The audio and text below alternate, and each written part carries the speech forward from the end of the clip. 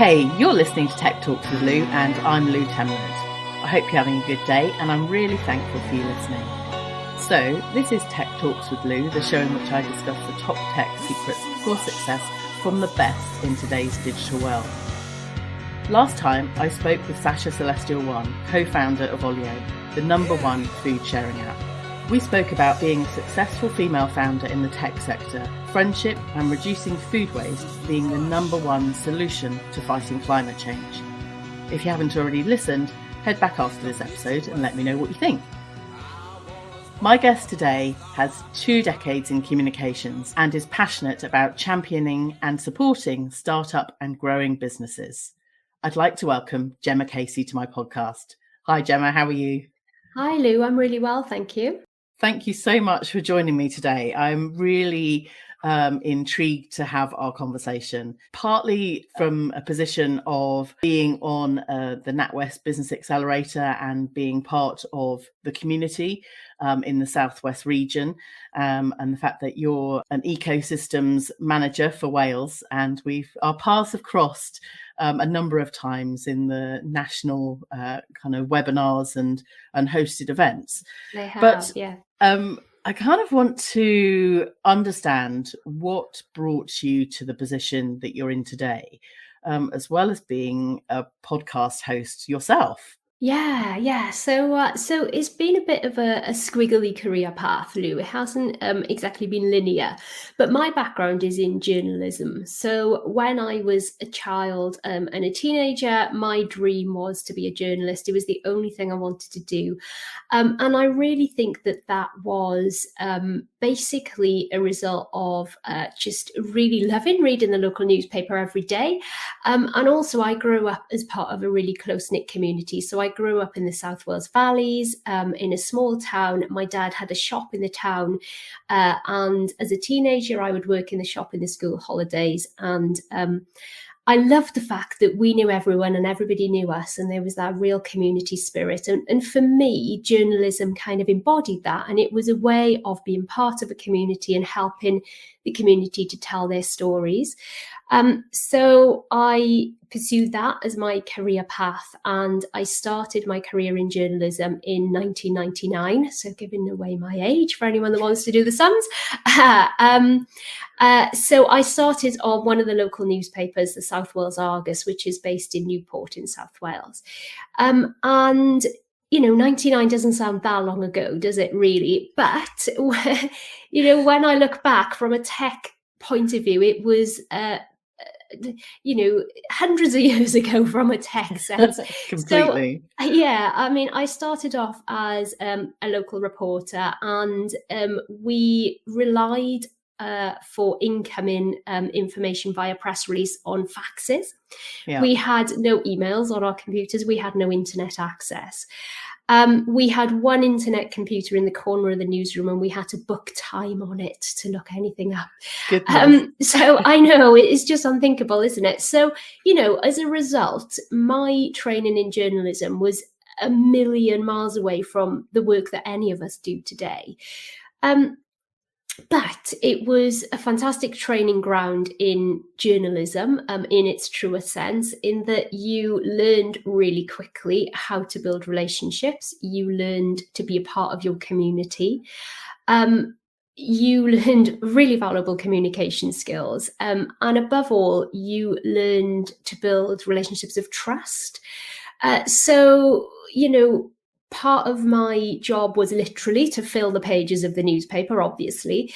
And I mean, I remember several times when I moved to one of our regional offices in Blackwood, a small town in the valleys, and we'd have to have a front page every day because newspapers do. And we would literally go out and walk the high street and talk to people and hit the phones and get on the phones to community leaders and whatever until we found that, front page news, the breaking news of the day. Yeah. So totally different to how things work now. We would then file our stories using dial-up broadband. Remember that? And if we were out and about, we would ring the office, and we employed copy takers, and we would dictate the stories and they would type them in over the phone. So different to how we operate today. Yeah. And a few years later, then I was part of a pilot when I worked for the Press Association, where a few of us were selected to have the first camera phones. And this was very exciting, I know, because it meant that we no longer had to try and book one of the staff photographers for every single job. We were looking to see if the journalists could handle the photo side of things themselves. The problem was that those first camera phones, the shutter speed was so slow. So, unless you could persuade someone to pose for absolutely ages, then you weren't really going to get a good shot. And if you're trying to grab a photo of someone coming out of court or whatever, it wasn't very successful. So, things have moved on, but that's how it was. Yes, I kind of want to go back and reminisce a little bit about, sat in an office and having to book time on a computer. I remember some of my work experience. I absolutely loved the communication and being able to talk to people. Probably why I've ended up being a podcaster today after all these years, just getting my voice out there. But, the joy and the passion of having that communication, but the absolute block of being able to digitize and communicate and kind of get the press out there. Even I remember sat in the journalist's office, you probably remember this too, but, cutting out the lines and sticking them on the paper. So it was it wasn't even typeset completely, it was proofed with the cutouts.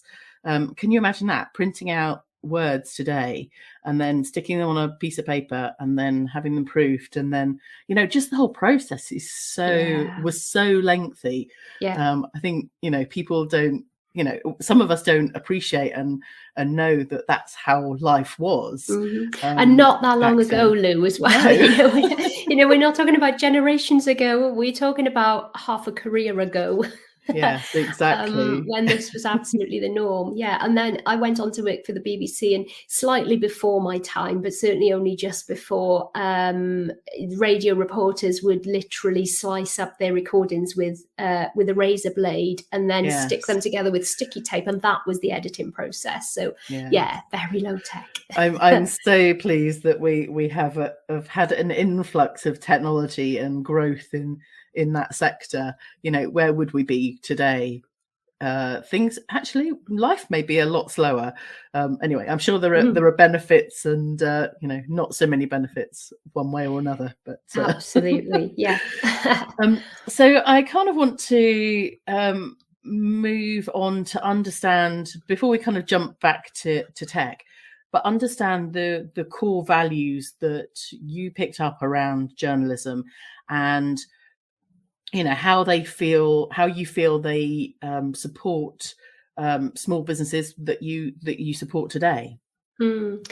Yeah, it's interesting because, as I say, it has been sort of on paper a very squiggly career path, but when I start to dig a bit deeper, it does feel like sort of a natural progression, in the sense, when I moved to the BBC, I eventually specialised in business journalism. And again, I link that back to growing up with my dad having a small business and growing up in that environment, and therefore feeling very passionate about supporting small businesses. So for me, everything that's happened since doing the business journalism is the marrying of two passions, the journalism and the support for small business. I think that those two things are mutually beneficial because, as you mentioned at the very start, I currently work for NatWest as the Ecosystem Manager for Wales, which essentially sees me looking after our enterprise support programmes across Wales. And NatWest has got a host of fully funded enterprise support programs which are accessible to anyone, whether or not they bank with us.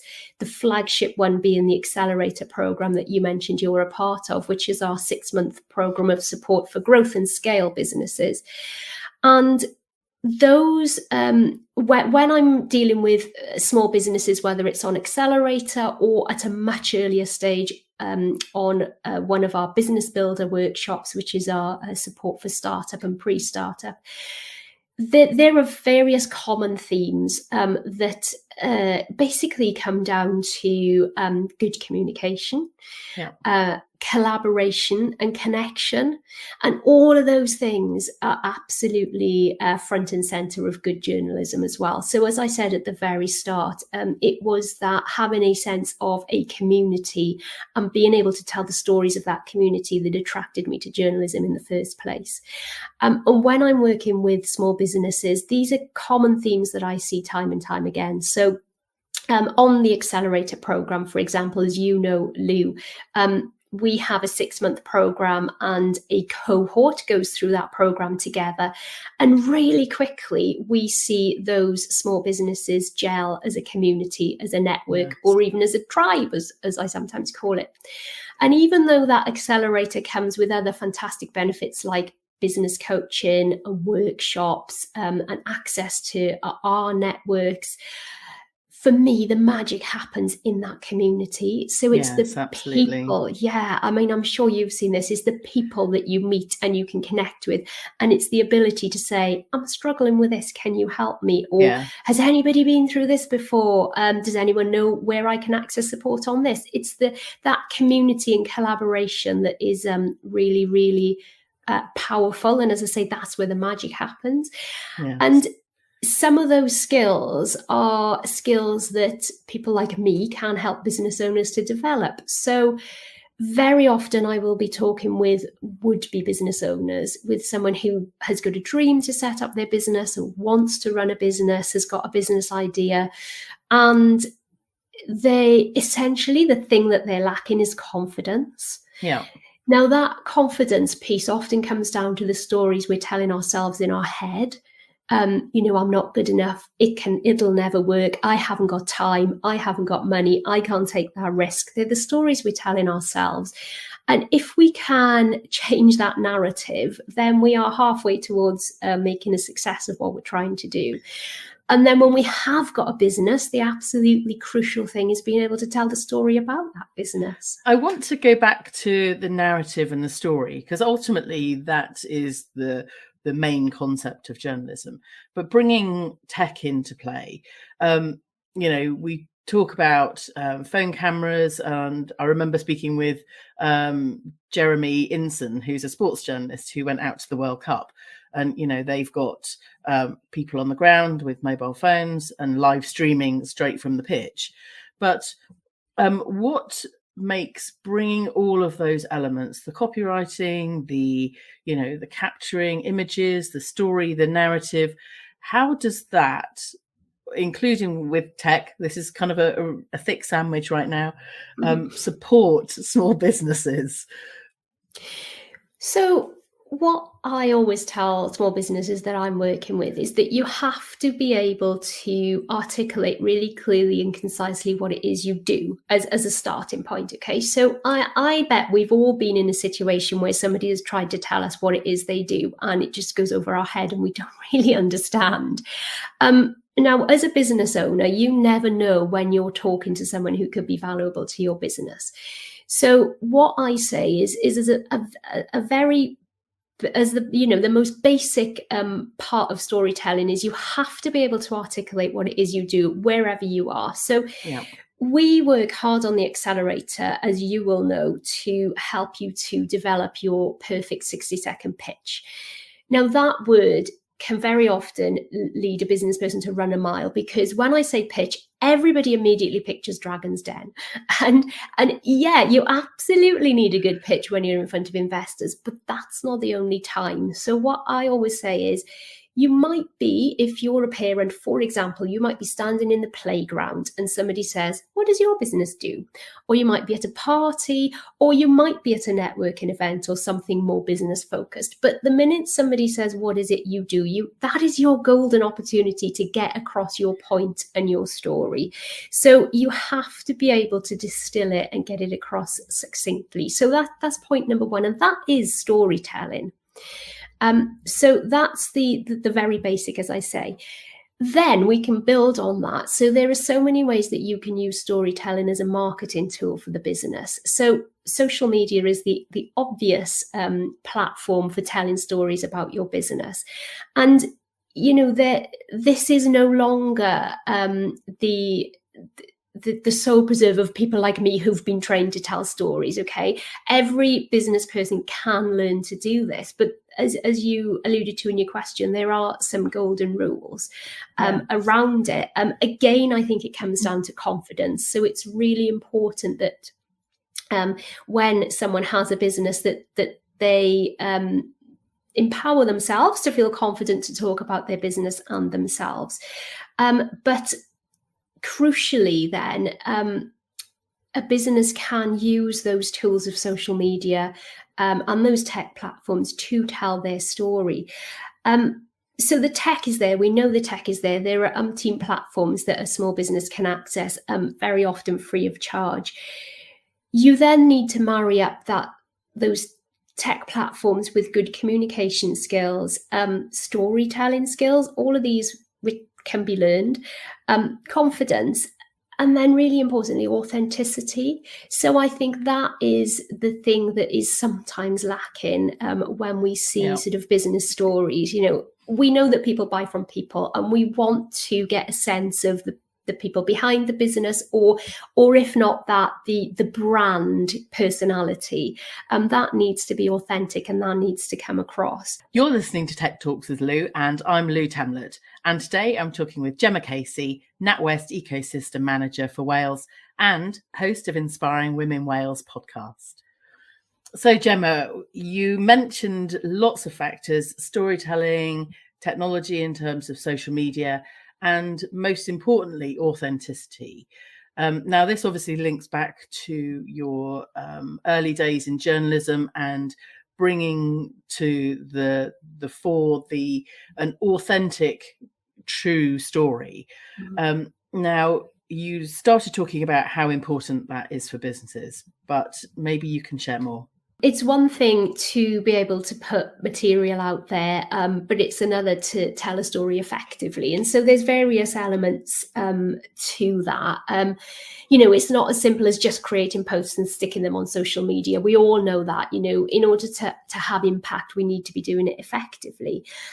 So we, as small businesses, first of all, we need to build up our audience. So you need to know who your target audience is. And when you're talking about relating to them on social media platforms, you need to know where they are likely to be as well. So just like anybody listening to this with a business will know that their target audience is not everyone, because no one's target audience is everybody. And just as they will have gone through a piece of work to drill down into who their target audience is for their product or service, the next step then is to know where that target audience is interacting on social media. So which platforms, via which sort of mediums, and what, even down to sort of what times of day these people are likely to be engaging, is really important. The good news is, though, that this isn't about sort of social media posting taking over your life. You can really easily repurpose content. So you can create a piece of content for one platform and use the same piece of content repurposed in another way. So for example, if I were to create a very short video piece for one platform, I could easily then turn the same content into a blog for another platform. So you're not necessarily reinventing the wheel all the time. The other thing is to engage with other people's content. So it's amazing how often I speak to small business owners who aren't present on those platforms themselves. By the way, there's nothing wrong with outsourcing this. So if it isn't a skill, or if this is something where somebody thinks, I absolutely hate the idea of doing this, this is my worst nightmare, there's nothing wrong with outsourcing it to someone who does know how to talk in your tone of voice.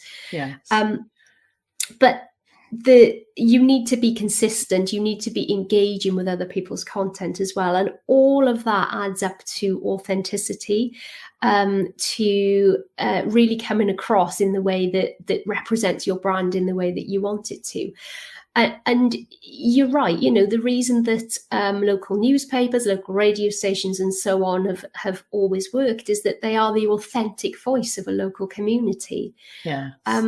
And social media does democratize that. It brings that to the masses, but that's not without its risks as well, I think. Yes. And one of the concepts that we spoke about before we started recording was the concept of citizen journalism. Now, maybe you can explain a little more. Yeah, so citizen journalism, I guess, was first being talked about maybe in the sort of 2010, around that time, I suppose, was when it was a fairly new concept. And I started working with citizen journalism when I moved on from the BBC and I went to work for a university, and I was running a pilot project in what we would now know as hyperlocal media, so media for a very small geographic area. Looking back now, I would say that project was ahead of its time. And one of the reasons I say that is we didn't even have the term hyperlocal media then. So we were calling it micro broadcasting. So it was a pilot in micro broadcasting. And what that basically meant was that we were looking to see whether having an online TV channel for a very small geographic area in South Wales would actually help with community cohesion and also help to support local businesses. That project went through many iterations. One of the key challenges to broadcast into such a small area is obviously having enough content generated. And so one of the solutions we looked at was citizen journalism. And basically what that means is empowering normal members of the public, your average citizen, empowering them to create content. So before smartphones, before any of the technology that we now take for granted, as you mentioned, journalism was the preserve of professional journalists, although it's not a profession, it's a trade. But so you would have journalists and then you would have consumers of news. Citizen journalism was the concept that actually anybody could do this stuff and they could tell their own stories and the stories of their community around them. Now, really interestingly, what we did on my project, which was called 3VTV, which stood for Three Values TV, was we worked with a social enterprise based in Salford called People's Voice Media, who were working on citizen journalism. And we worked with them because we were a university. We accredited their courses. And so the crux of this was that they were upskilling citizens in how to create content. So they were giving them technical skills because remember these smartphones and wherever they were brand new, they were new bits of kit. But we were also upskilling them and giving them some journalistic background and standards. So not the kind of rigorous exams that journalists on national newspapers would go through or whatever, not that kind of thing, but just your general upskilling in how to tell a good story, what makes a good story, how do you frame it, and that kind of thing.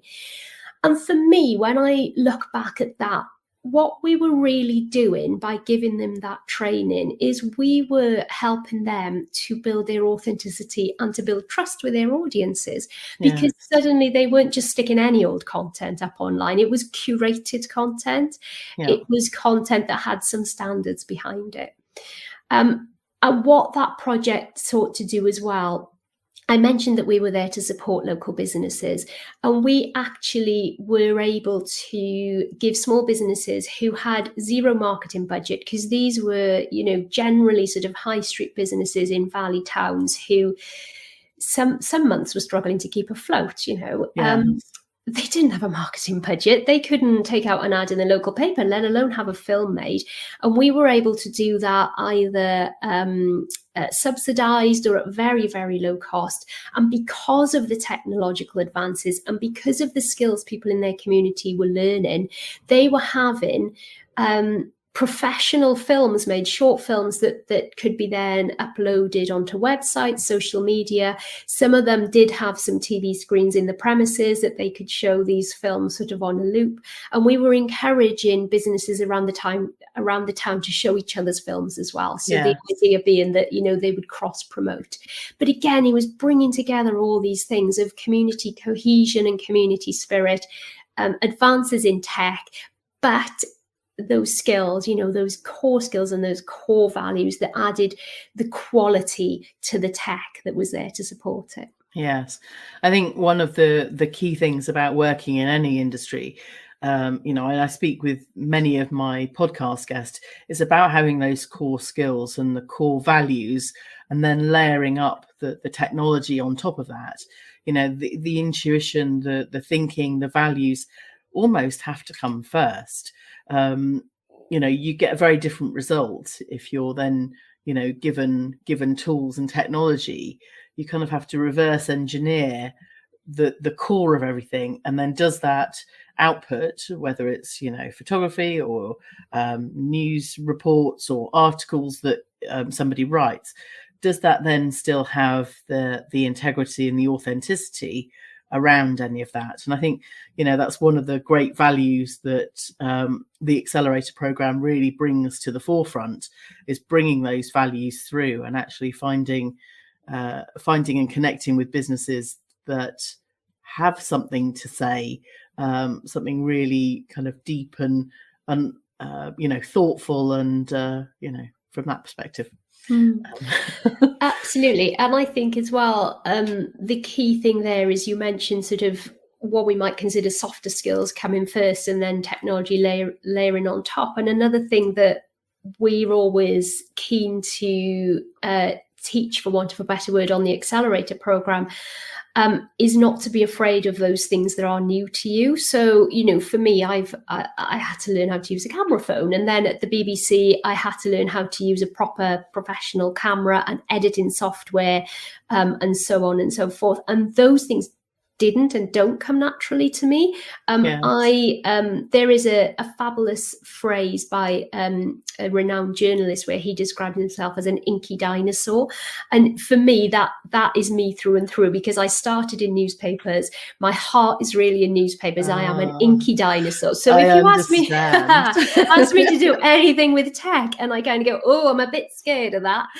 However, what we always say on the accelerator is that's okay. You can choose to learn, or you can choose to bring somebody into the business with those skills, train a member of staff, or outsource. So, I think very often I speak to business owners who get overwhelmed because, they are a cake maker, for the sake of argument, and they don't want to have to do the photography or the videos because that's not their passion. That's fine. It'll be somebody else's. And to your point, that is the beauty of a program like Accelerator. There will be somebody there who loves it, can do it, or knows someone who can. Yes, absolutely. And it's about building that community. And I think, I spoke with Sasha Celestial One, who is the co-founder of Olio, and that's very much about, getting to know people in your community. Yes, it's a food sharing app, but it's bringing the authenticity of community back into the present day. And I think that's something that we've lost, whether it's a business community or a kind of neighborhood and a kind of local area community. It's so important to feel complete and fulfilled. Yes, we can ultimately continue on our own and think that we're doing a great job, and continue knowing we're doing a great job, and get lots of feedback, but actually doing that with many other people around that have same or even very different viewpoints is just enhances the whole thing. So I absolutely agree, and it's ironic, isn't it, that on the one hand we're talking about everything that tech has enabled. So it has empowered us to tell our own stories in a personal sense and in a business sense, but at the same time it's also isolated us as well, because there is no need to go to that networking event. You can do it online, or there, if you want to learn all these skills, then you don't have to engage with anyone else. You can do it all yourself, which is very isolating at the same time. So it's kind of two sides of the same coin, I think, isn't it? You're listening to Tech Talks with Lou, and I'm Lou Temlett. And today I'm talking with Gemma Casey, NatWest Ecosystem Manager for Wales and host of Inspiring Women Wales podcast. So Gemma, we're both podcasters, and I'd like to hear a bit more about your journey with podcasting. So the brilliant thing about podcasting is that it is just there for everybody to be able to tell their stories now, isn't it? Which in a short space of time is a massive leap forward. So my podcast, Inspiring Women Wales, which is produced in collaboration with the University of South Wales, really came about as a result of the findings of the Rose Review of Female Entrepreneurship, which was a report written in 2019 by NatWest's CEO, Alison Rose. And it looked at the barriers that face women when they're starting and growing a business. And one of the key points that the report found is that women who were interviewed said that there was a lack of relatable role models. So one of the reasons that women weren't starting or growing businesses as much as men is that they just didn't see women like them doing the same thing. So you and I know, Lou, that there are plenty of women out there who start and grow amazing businesses, but for a variety of reasons, they tend to go under the radar. So because technology has enabled us to do this, it was so easy for me to set up this podcast series where in each episode I interview a different female founder from a business in Wales. And we just spend 20 minutes talking about their journey. We talk about, how they got started, why, the challenges and the sticking points that they've had along the way, as well as the high points and what they get out of it. And really importantly, we talk about their top tips and takeaways as well. So we've got 12 episodes live at the moment. We're on Apple, Spotify, and YouTube. And we've spoken to women who run everything from a business that she describes as a TripAdvisor for dogs, right through to a sauce manufacturing company. These women, they are there, but as I say, their stories generally go under the radar. So with Inspiring Women Wales, I've aimed to kind of plug that gap and give women who are thinking about starting or maybe running a business but don't know where to go next, give them some inspiration and give them some hope, really, that, other women who look and sound like them do this. So they are very inspiring, but they don't necessarily feel out of reach and out of touch.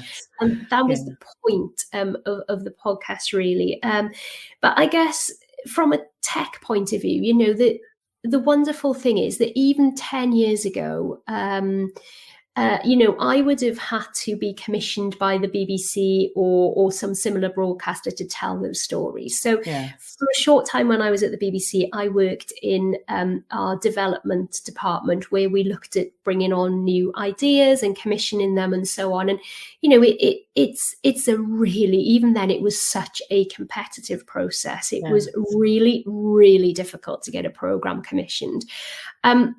Podcasts have democratized that essentially. So yes, of course, the BBC and other broadcasters still commission amazing series, but now there are opportunities for other people to tell their stories via podcasts. And as we know, Lou, very minimal outlay on the equipment that you need, very little training and experience as well. And you can get a podcast out there, which is absolutely fantastic. Again, though, I still really cling to the belief that having great storytelling behind it and telling authentic stories is key. Absolutely. I do worry slightly about the propensity for fake news and so on social media platforms. We know it's an issue. We know it's increasingly going to be an issue in the future. There are some terrifying technological advances, like the ability for people to create deep fakes and so on, which are really frightening for people's trust in the media. For me, I think it is down to all of us to upskill, particularly our young people and our children, to always question what they're seeing and hearing in a way that we probably didn't have to when we were growing up, because everything we were consuming was going past a regulator. Well, I kind of agree with you on that, but I started learning Photoshop from kind of very early teenage years. So I knew, photos weren't legitimate or could potentially not be legitimate. Interesting. So for me, that's been, I question everything. I think you're right in suggesting that actually, to ask questions, to check the authenticity, and to really see that what you're reading or what you're producing is aligned with your kind of business values and the integrity of you as an individual or your business in community. Absolutely, yeah. And the fantastic thing about these tech developments is the tools are there to help you to tell your story when you're ready to. Gemma, I want to know what's coming up for you, and how people can get hold of you, or even if they're interested, apply for a place on the accelerator program. Yes, so the accelerator program runs twice a year because it's a 6-month program of support, and you can find out more about it by searching NatWest Accelerator. If we aren't open for applications at the time that you do your search, then you will be able to register your interest to be contacted when we are open for applications. So the accelerator is absolutely perfect for anybody who has an existing business which is looking to grow over the next year. And we are there to really help you to accelerate that business growth. It is sector agnostic. It's completely fully funded. It's available to you wherever in the UK you are. We do have 14 co-working spaces around the UK, and you can choose to be based at any of those, or indeed you can access Accelerator virtually if none of those hubs is within reach for you. And if you've got any questions on the virtual, then that's something that I'm part of in this particular cohort. So I'm finding it very, very helpful. Oh, that's great. That's great feedback. Thank you, Lou. So yeah, absolutely. Please do have a little search for Accelerator if that sounds of interest. If anybody does want to reach out to me, then I'm happy to share my email address, which is Gemma with a G, Gemma.Casey, Casey @natwest.com, or please do follow me on LinkedIn. We do run a host of free events as well for SMEs, which are always free and are open to anybody to attend, whether or not you bank with us. So if you do follow me on social media, then you will see those events as well. I'll add all of these links and Gemma's email address to the show notes. So if you're in any doubt, just head over to the show notes and they will be there. So what is coming up for you, Gemma, as Ecosystem Manager for Wales? Well, I suppose 2023 is looking like an exciting year in terms of activity in Wales. We are very lucky in Wales that we are a very well-connected ecosystem. So working with a lot of partners on various events to support our SME community. So we are doing a lot of work, particularly around supporting women in business and ethnic minority businesses.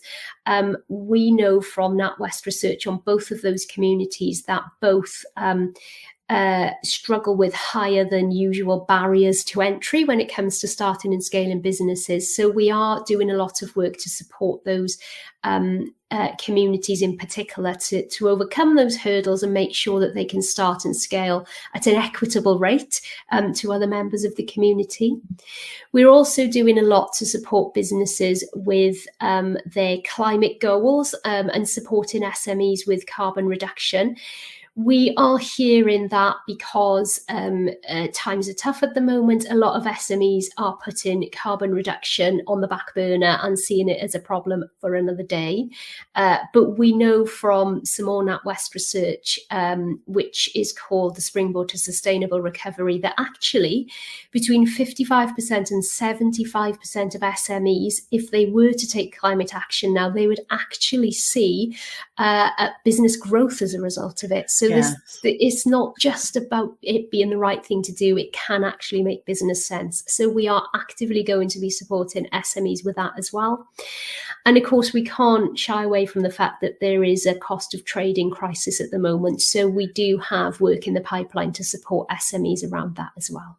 Gemma, it's been an absolute pleasure to have you on my podcast and to talk about journalism, talking about tech and authenticity, and really be able to share the message.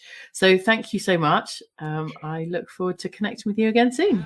Thank you, Lou. It's been a pleasure. I hope you've enjoyed this episode as much as I have recording it. I look forward to have you listening in again for the next episode.